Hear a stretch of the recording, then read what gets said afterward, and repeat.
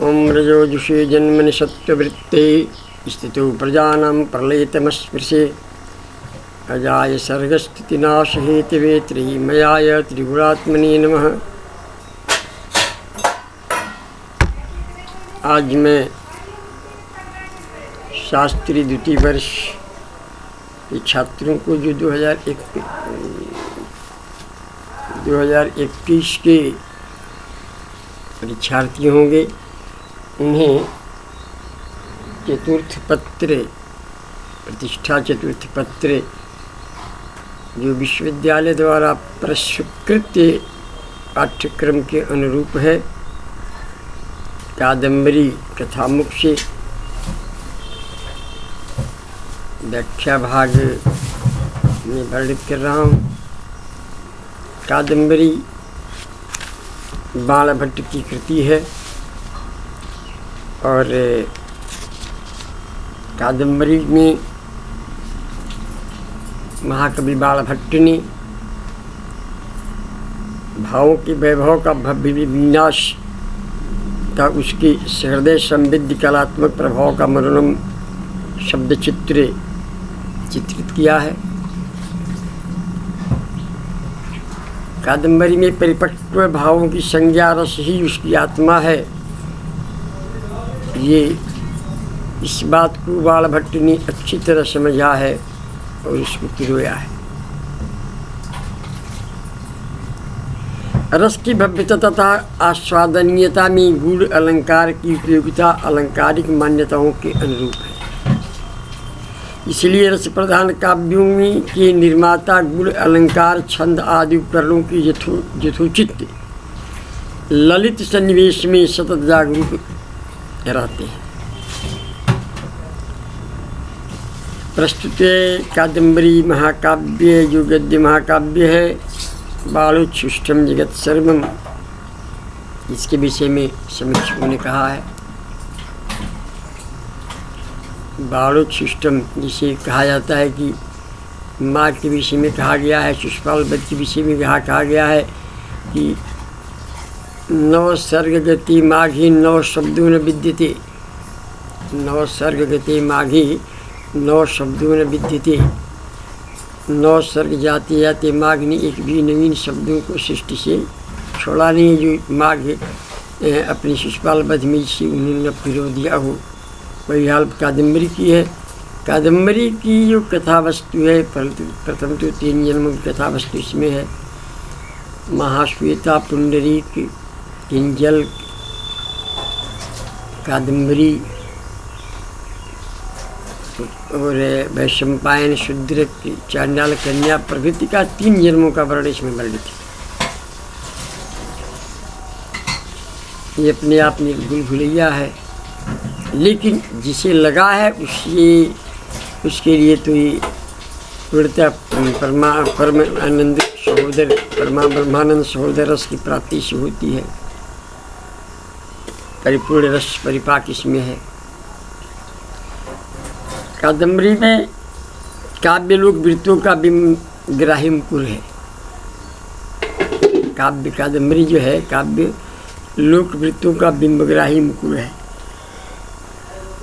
परिश्य दर्पण की विचित्रता यह है कि लौकिक घटनाओं का अननुकूल रूप भी इसमें अनुकूल दिखाई देने लगता है। अप्रिय भी प्रिय बन जाता है। कुत्सित और जघन्य रूप भी अपनी मलिन छाया खो देते हैं। फलतः इसमें प्रतिबिंबित वृत्त लोकोत्तर बनकर सामने आते हैं। इसलिए कभी भी एक स्वतंत्र प्रजापति अपने को कहता है। कवि जो है एक स्वतंत्र प्रजापति। जैसे कि आचार्य मम्मट ने कहा है कि नियति कृति नियम रहिता हलादयिकमिम अनन्य प्रतंत्रम न रचुरिचिराम निरपितिम कबीर भारती जयति। तो इसलिए कभी भी एक स्वतंत्र प्रजापति है। उसकी सृष्टि नियत से नियंत्रित नहीं है। कभी की सृष्टि ये नियत से नियंत्रित नहीं होती है। नियतिकृत नियम रहिता में होती है और अनन्य प्रतंत्रता में होती है।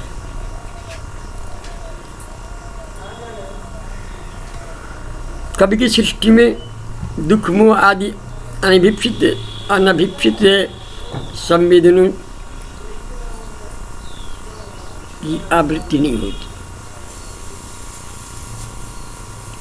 उसकी क्रिया भी वैदेशिक सृष्टि की क्रिया से विलक्षण हुआ करती है। जो वैदेशिक सृष्टि है, वैदेशिक बने जो विधाता की सृष्टि है, उसके भिन्न है, अलग है।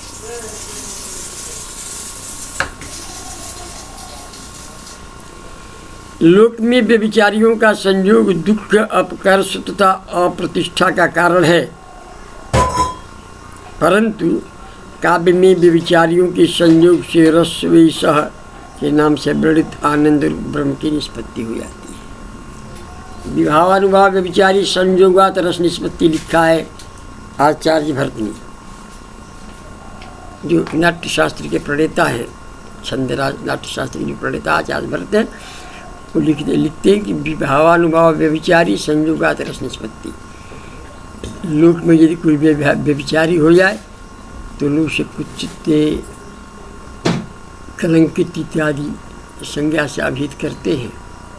लेकिन साहित्य में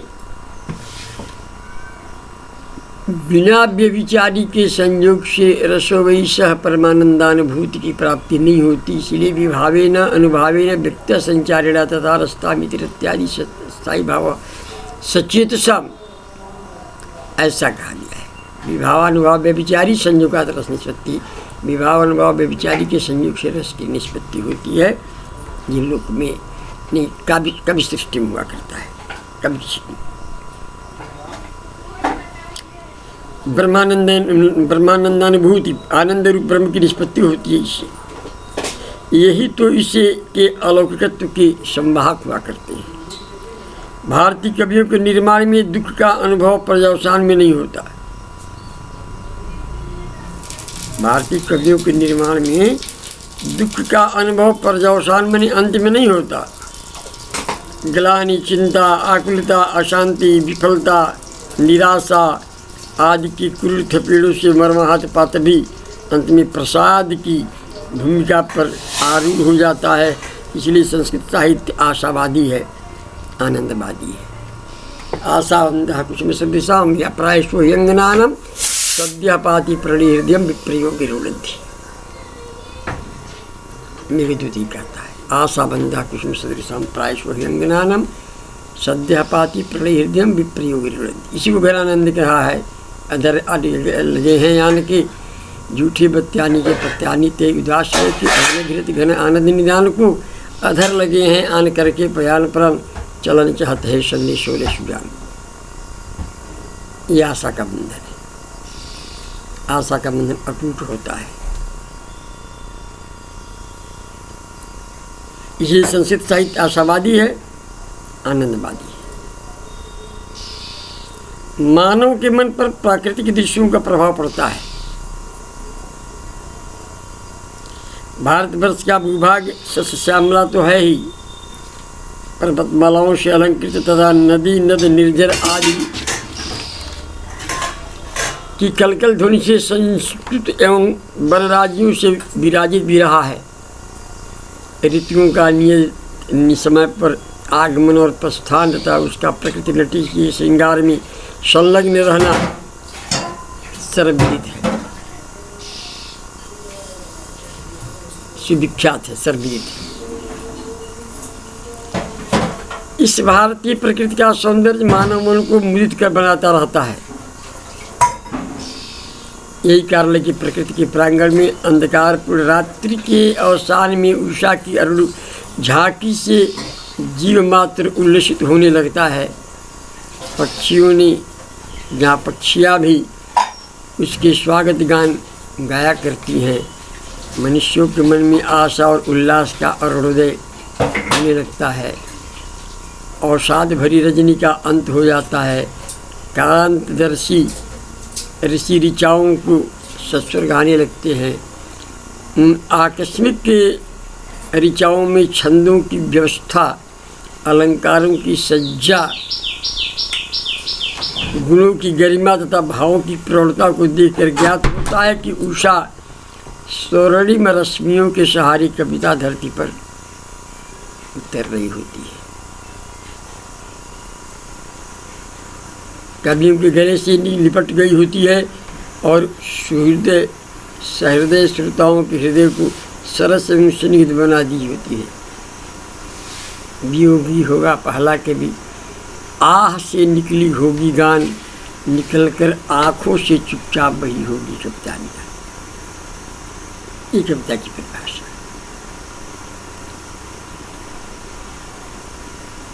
वेदों के अध्येता छंदस्वती बाड़ी के राग में रंग जाते हैं, पर लौकिक संस्कृति में छंद के दर्शन कम ही हुआ करते हैं।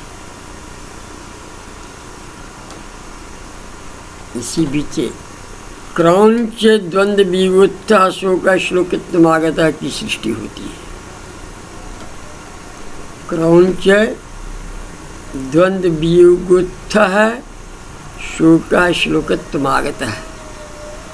क्रौंच द्वंद्व, जो क्रौंच का जोड़ा है, उस जोड़े के वियोग से उत्थित, आप जानते हैं कविता का प्रथम अवदान यहीं से प्रारंभ होता है, कविता यहीं से प्रस्फुटित होती है।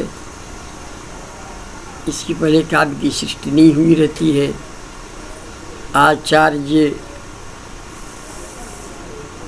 आदि कवि वाल्मीकि की मुख से हठात काव्य जगत की सृष्टि होती है। क्रौंच द्वंद्व वियुगुत्थः शोक श्लोकत्वमागतः। क्रौंच पक्षी, जो नर पक्षी को कामयमानावस्था में बहेलिये द्वारा व्यापादित कर दिया जाता है, मार दिया जाता है, और यह दृश्य देख करके क्रौंची करुण क्रंदन करने लगती है, जिससे कभी तमसा नदी के तट पर स्नानार्थ मध्याह्नकालीन क्रियाओं के संपादनार्थ जाते हैं और इस दृश्य को देखकर उनके अंदर करुण रस की अनुभूति होती है।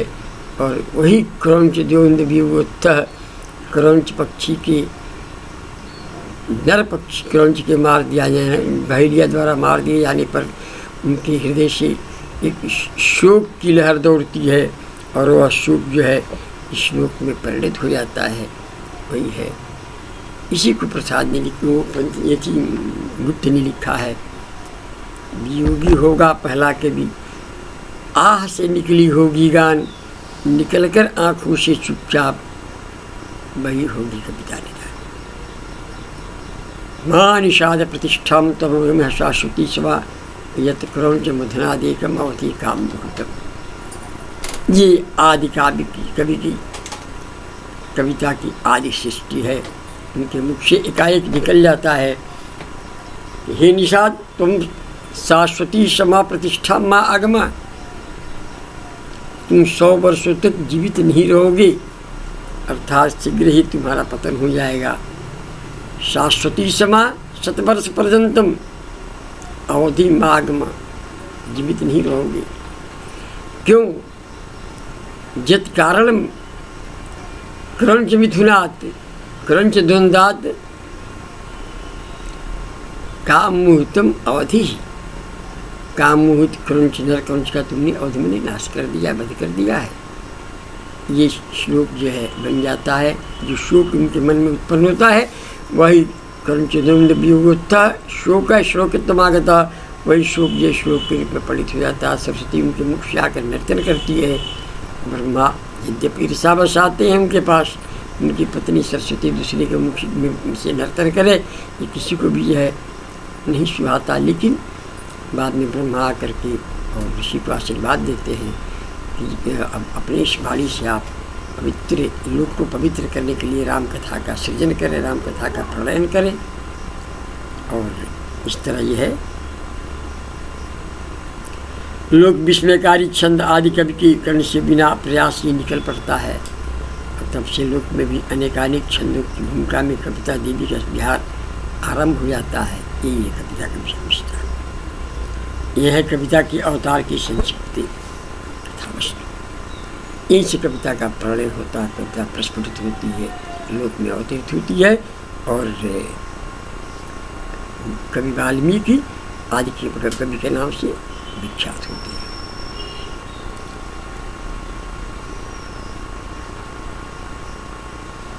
और इस तरह से अब मैं कविता के बाद बाणभट्ट का नंबर आता है और बाणभट्ट अपनी प्रतिभा के बल पर कादम्बरी की रचना करते हैं। कादम्बरी में हमने मंगल श्लोक की व्याख्या प्रथम दिन की थी। रजोगिषु जन्म सत्यव्रते स्तुति प्रजालम प्रलेप तमस्त स्मृति अजाय सर्गस्तुति नाश हेतु त्रयी मयाय त्रिगुणात्मने नमः का हमने जो है व्याख्यायित किया था। आज उसके बाद का जो श्लोक है कि जयंती बाला सुर मौली लालिता दशा से चूड़ा मणिचक्र चुम्बिनः सुरासुराधीश शिखा शिखांत साइनु भवच्छिदस्त्र्यंबक पादपांशवः। त्र्यंबक पादपांशवः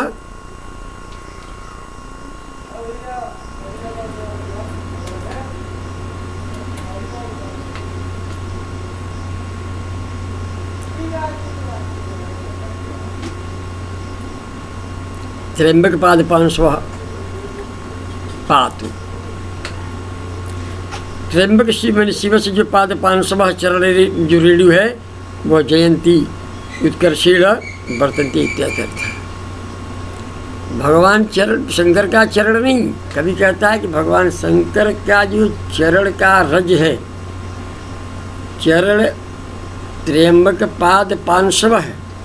भगवान शंकर के चरण का जो पांशु मन रजकण है, धूलि है, वह जयंती बनी उत्कर्ष को प्राप्त हो, यानी आपकी रक्षा करे।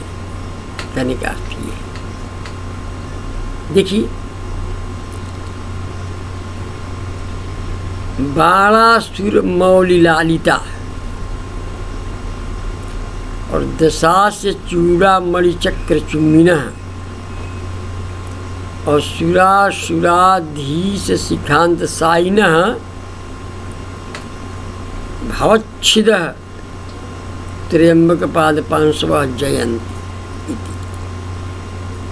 क्रम से देखिए, बाणासुर मौली लालिता, बाणासुर के मौल मणि मस्तक से लालित मणि पूजित है चरण पांशु जिनका, चरण जुगल जिनका। बाणासुर नामक राक्षस जो असुर था, तस्य मौलिना मणि मुकुटेन मस्तकेन वा लालिताः परिचिताः किं वा।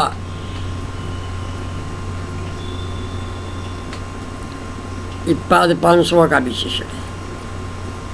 अपि च दशास्यः रावणः तस्य चूड़ामणयः शिरो मध्यस्तेषां चक्रं समूहं चुम्बन्ति स्पृशन्ति सुरा। एतादृश बाणा दशा से चूड़ामणि चक्र चुम्बिनः दशास्य रावणस्य यदि मस्तके संलग्ने चूड़ामणिः तेन चक्रेण बिम्बेन चुम्बितः पर चरणपांशवः यस्य किं वा सुरासुराधीश शिखांत साइनः। ये सुराः अमराः असुराः दैत्याः तेषाम् अधीशाः स्वामिनः तेषां शिखाः चूड़ाः तासाम् अन्तः प्रान्तः तत्र शैरते संसार विच्छेदिनः। भगवत्पाद ने त्र्यंबक पाद पांशवः भगवता सर्वशिवस्य पाद रेणुः जयंती उत्कर्षणे प्राप्त मंदिर था। अर्थात भगवान त्रिलोचन के उन चरण रेणुओं की जय हो जो बाणासुर के किरीट में सहलाए गए हैं, दशानन के मस्तक समस्त चूड़ामणियों के स्पर्श करने वाले हैं, देवताओं तथा असुरों के अधीश्वरों के मूर्धन्य भूत उत्तमांगों पर शयन करने वाले हैं, और जो संसार के नाशक हैं, जो संसार के संहार कारक हैं, ऐसे भगवान पंचत्रयंबक का जो पाद पांशु है, चरण रेणु है, आपकी रक्षा करे, आपका कल्याण करे। प्रस्तुत इस श्लोक में त्र्यंबके पाद पांशुओं के, त्र्यंबक के पाद पांशुओं की जय जयकार की बात कही गई है। त्र्यंबक की जय न कहकर उनके चरण रेणुओं का जय बोलना अत्यंत उत्कृष्ट भक्ति का द्योतक है। इसमें भी पाद पांचवा बहुवचन है। इस बात का व्यंजक है कि चरण में संस्पृष्ट समस्त धूलकणों की सर्वोत्कृष्टता स्वयं सिद्ध है। इस तरह तब ये है भगवान शंकर के पाद पांच की वर्णन करके अपने को धन्य समझता है।